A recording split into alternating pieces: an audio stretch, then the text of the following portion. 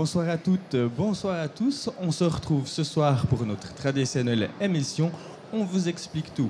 Le thème de cette soirée, c'est de comprendre un petit peu plus la science des hybrides. Pour ça, j'ai déjà fait un micro-trottoir pour savoir si les hybrides étaient des plantes stériles. On regarde ce que les passants, dans mes allers-retours sur les allées du Salon de l'Agriculture, ont un avis. Est-ce que, selon vous, les variétés hybrides, une fois qu'on les a semées une fois, elles sont stériles? Pour la plupart, oui. Quand c'est hybride, oui. À mon avis, non. Stérile, je pense que ça dépend de la terre et de l'irrigation de la terre. J'ai entendu dire que ça s'appelait des plantes stériles, mais je n'en ai aucune certitude. Ah, ça c'est une bonne question. Exemple, moi dans le colza, j'ai des hybrides et des lignées. Des fois, je prends des semences de ferme, je reprends de la lignée, j'ai jamais osé prendre de l'hybride. Je pense que oui. Non, il ne sera pas stérile. Vous avez dit une plante hybride? Pour moi, elles sont stériles. Pour en avoir fait l'expérience, j'achète des tomates au marché hybride. J'ai récupéré les graines de tomates et ça n'a jamais repoussé après. Non, elle n'est pas stérile, mais pour avoir un suivi de variété, il faut qu'on rachète des semences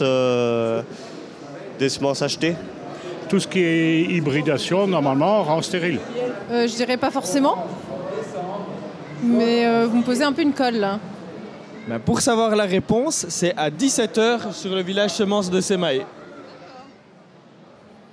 Voilà, on le voit qu'il y a plusieurs avis, plusieurs réponses qui pourraient être correctes, d'après ce qu'on a vu en préparant cette émission. On va commencer par découper déjà la question. Pour ça, j'ai deux invités. J'ai Christophe Boisard, vous êtes agriculteur passionné de sciences. C'est ça. Et j'ai à ma gauche, j'ai Philomène Champy, tu es étudiante à l'Institut Agro. Oui, tout à fait. Alors, comme je disais, on va découper la question. Qu'est-ce qu'une plante hybride? Alors, si on regarde la définition, donc un hybride, c'est un organisme issu du croisement entre deux plantes, soit d'espèces différentes, soit de variétés différentes. D'accord. Donc, on pourrait multiplier tout à l'infini?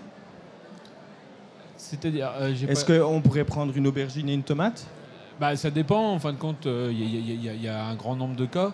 Bon, là, c'est pas le meilleur exemple, mais par exemple, au niveau des agrumes, il y a beaucoup d'agrumes qui sont issus d'hybridation. L'exemple le plus connu, c'est celui qui date du 19e par le frère Clément dans un monastère en Algérie, qui a croisé en fin de compte un mandarinier avec un oranger. Il a obtenu une plante qui aujourd'hui est très connue et qui porte son nom, c'est la clémentine. Donc la clémentine est un hybride entre une orange et une mandarine. Et donc, si les plantes ne sont pas des hybrides, c'est quoi? Alors, on a entendu des variétés locales. Oui, donc il y a deux possibilités. Soit c'est des variétés très fixées, dans ces cas-là, donc on appelle ça des variétés ou des lignées. Ou alors il y a des variétés non fixées. En fin de compte, c'est ce qu'on appelle les variétés population, c'est-à-dire des plantes qui sont homogènes, contrairement à une variété qui, pour le coup, n'est pas très variable. Comment est-ce qu'on sait si une plante elle est hybride? C'est écrit IF1 sur son sachet, c'est ça? Entre autres. Puis après, oui. Et puis nous, moi, en tant qu'agriculteur, quand je commande, il y avait l'exemple là dans la vidéo. L'agriculteur qui parlait du colza, c'est l'exemple typique où il y a à la fois des lignées et des hybrides sur le marché. Et donc, quand on commande les semences, on sait si on a affaire à un hybride ou si on a affaire à une lignée. D'accord, merci. Philomène, toi, à l'école, cette science des hybrides, ces croisements, ce genre de choses-là, c'est des choses qu'on étudie? Oui, alors en école d'agronomie, forcément, on parle de la botanique en général, de la physiologie des plantes, des croisements, etc. Et moi, comme je suis dans une spécialité en plus sur les semences, et que les hybrides sont une grande partie des semences aujourd'hui, oui, c'est forcément quelque chose que l'on étudie et qui est très intéressant d'ailleurs. Est-ce qu'on vous apprend à faire vos propres variétés hybrides ou c'est des choses qui sont plutôt dans la recherche? Alors, on sait comment on fait sur le plan théorique. On n'a malheureusement pas eu de TP là-dessus. Peut-être un message au professeur s'il nous écoute. Mais alors pour faire des hybrides, c'est par exemple entre deux variétés comme l'expliquait Christophe, on croise juste le pollen avec notre petit pinceau, on vient caresser la fleur, le pistil de la fleur, enfin les étamines, et après on vient le mettre sur le pistil que l'on souhaite féconder. D'accord. Donc là, on a vu ce que c'était qu'un hybride. Maintenant, si je récolte les graines d'une plante hybride, qu'est-ce que ça donne? Alors,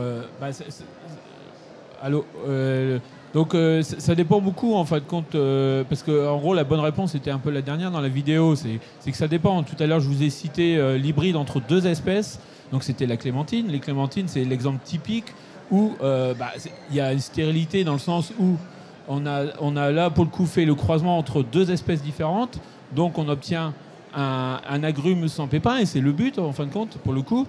Inversement, on peut mélanger deux espèces et c'est le cas du triticale. Le triticale qui est largement utilisé, c'est une céréale largement utilisée dans les systèmes bio ou en agriculture de montagne, qui est le croisement entre un blé et du seigle. Donc le blé c'est triticum, le seigle c'est sécale, et donc on a la contraction des deux, c'est le triticale, et si on ressème du triticale, on sème du triticale d'année en année, il va pousser normalement. On a des lignées de triticale qui sont un hybride. D'accord. C'est compliqué, hein. Ça a l'air d'être une vraie science. Donc maintenant, si je comprends bien, on va faire ces hybridations pour amplifier certains caractères, notamment la clémentine, pour ne pas avoir de pépins.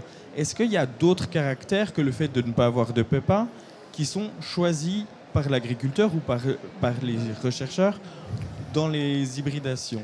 L'exemple typique où il y a beaucoup d'hybrides, c'est le maïs. Le maïs, là, en fin de compte, les semenciers ont des lignées qui croisent. Nous, on n'utilise que la première génération. C'est là où, certainement, il y a une incompréhension autour des hybrides. C'est-à-dire que donc, le semencier a pris deux lignées fort distinctes. Le croisement des deux, en fin de compte, au lieu de faire la moyenne, fait... en gros, c'est un effet, ce qu'on pourrait appeler un effet métissage. Enfin, c'est l'effet hétérosis, ça s'appelle. C'est l'effet hybride, c'est-à-dire que le croisement de deux individus fortement distincts d'un point de vue génétique apporte un plus. Et donc, en fin de compte, nous, en tant qu'agriculteurs, l'intérêt de semer en maïs des plantes hybrides, c'est bien d'avoir ce plus en termes de gain de rendement, de rusticité. Et donc, pour le coup, le risque en semant, on pourrait très bien ressemer du maïs. Le problème, c'est que l'année suivante, en fin de compte, par le jeu des croisements, on va avoir une population très hétérogène. Alors que nous, le but, c'est d'avoir des plantes avec des caractéristiques bien définies. Le risque, en fin de compte, de ressemer des hybrides, c'est de perdre ce côté. La première génération des hybrides permet d'avoir des plantes tout à fait, en gros, standardisées, avec des caractéristiques bien connues. Si vous ressemez des hybrides, c'est possible, sauf le cas de stérilité où c'est plutôt en fin de compte ce qu'on appelle des hybrides interspécifiques, c'est-à-dire entre deux espèces différentes, mais si vous restez dans la même espèce, en fin de compte, vous pourrez ressemer, vous perdez du rendement. En colza, par exemple, l'agriculteur tout à l'heure posait la question, vous pouvez largement ressemer du colza, ça a été étudié par l'Institut technique qui s'occupe du colza, vous perdez 20% de rendement. Donc la question c'est à un moment, est-ce qu'il vaut mieux acheter, moi en tant qu'agriculteur, est-ce qu'il vaut mieux que je rachète des semences tous les ans? Dans le cas présent, en fin de compte, comme les semences me coûtent moins de 20% de rendement, j'ai plus intérêt à racheter tous les ans des semences hybrides plutôt que de ressemer les semences que j'aurais produites l'année précédente. Donc si je comprends bien, je vais prendre un exemple de fleurs. Si je ressème des variétés hybrides, si j'avais une variété rose, je risque d'avoir des fleurs roses, des fleurs blanches et des fleurs rouges, par exemple. C'est tout à fait ça. D'accord. Et alors, c'est quoi ce qu'on appelle une variété F2? Là, c'est pour le coup, justement, quand on ressème, on ressème l'hybride. Mais il est relativement rare que ça présente un intérêt, parce que le but de l'effet hybride, c'est justement cette première génération qui présente des caractéristiques très intéressantes par ce qu'on appelle... Alors, c'est un gros mot. En gros, c'est l'effet hétérosis, c'est l'effet métissage, le fait de croiser des lignées qui sont fortement distinctes d'un point de vue génétique. En fin de compte, on a des gains sur plusieurs ensembles. On sait que les maïs hybrides consomment moins d'eau que les lignées du point de départ. Ils font plus de rendement. Voilà pourquoi on a tout intérêt en tant qu'agriculteur, mais ça dépend des espèces. Il existe du blé hybride. le gain est très faible. En fin de compte, les semenciers nous le proposent. Moi, en tant qu'agriculteur, je n'en sème jamais. Et il y a beaucoup d'agriculteurs qui ne sèment pas de blé hybride. Et en fin de compte, mais ça dépend beaucoup des espèces. On peut pas généraliser, on ne peut pas dire... Voilà. Je peux peut-être rebondir aussi sur la variété F2 pour compléter ce que dit Christophe. Pour moi aussi, la variété F2, c'est quand on a eu notre hybride et qu'on le recroise avec un des deux parents, ce qu'on appelle le back-crossing. Et en faisant ça, on reprend un petit peu du gène du premier parent qu'on voulait mettre en valeur, accentuer. Je sais pas, par exemple, une tomate qu'on voudrait avoir un peu plus grosse et qui soit de telle couleur. Bon, par exemple, les parents vont prendre une tomate très grosse avec une tomate qui est jaune. Je sais pas, on veut une grosse tomate jaune, par exemple. On obtient un hybride. Et si on veut accentuer un peu plus le côté grosseur, par exemple, on peut recroiser avec le parent et là, on obtiendra une génération F2. Et donc, ces hybrides, est-ce qu'au final, on comprend qu'il y a des intérêts, mais est-ce que c'est pas fait uniquement pour les jardiniers et les jardinières, voire même les agriculteurs et les agricultrices, ne puissent pas ressemer des graines, en fait? Alors, je ne vais pas mentir en disant que la production d'hybrides n'est pas intéressante pour le semencier, par rapport au fait que la caractéristique... C'est pas qu'on ne peut pas ressemer, c'est que ça ne présente pas d'intérêt de ressemer. C'est ça qu'il faut bien comprendre, en fin de compte. Et donc, moi, en tant qu'agriculteur, j'ai envie de dire, il faut reprendre la citation de Coluche, quoi. Il suffirait que les gens ils achètent pas pour que ça ne se vende pas. Je vous ai donné l'exemple tout à l'heure du blé hybride, ça existe le blé hybride. Mais en tant qu'agriculteur, et mes collègues, c'est la même chose, il y a peu d'intérêt à semer des blés hybrides. En fin de compte, on continue à rester sur des lignées et non pas sur l'hybridation. Inversement, en maïs, en gros, la différence de potentiel entre les variétés lignées et les variétés maïs font qu'il n'y a plus du tout de variétés lignées. En colza, on est un peu plus intermédiaire. Il y a quand même beaucoup plus d'hybrides que de lignées, mais c'est chaque agriculteur qui choisit en fonction de son contexte, en fonction des résultats d'essai aussi. Et après, je ne vais pas mentir en disant que pour le semencier, c'est quand même plus intéressant de produire des hybrides. Mais à un moment, il y a aussi toute la filière qui a... en tout cas, moi, en tant qu'agriculteur, il ne faut pas oublier que tous les ans... Tu perds de l'argent. Oui, je vais pas perdre de l'argent à semer des variétés qui ne me conviennent pas. Il ne faut pas oublier aussi, c'est que, encore plus dans les hybrides, le fait qu'en fin de compte, tous les ans, on ressème, mais je ressème les variétés je peux ressemer des nouvelles variétés tous les ans.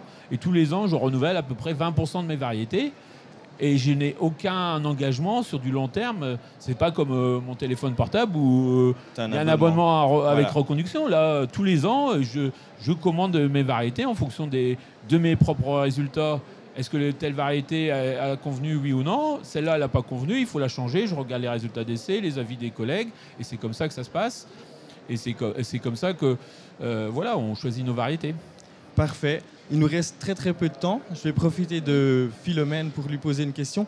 Tu es un expert qui a les mains tous les jours sur le terrain. Est-ce que tu as une question à lui poser sur ton avenir peut-être ou sur les hybrides?